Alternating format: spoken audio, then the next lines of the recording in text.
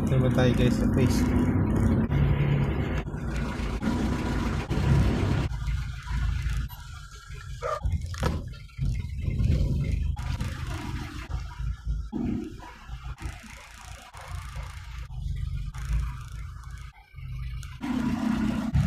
Yan, kahit magpuyat okay lang. So magandang madaling araw sa ating lahat. Ito na ako sa malapit sa OPA.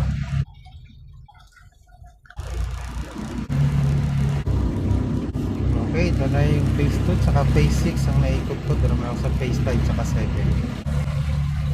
Phase 5 at 7 na to guys.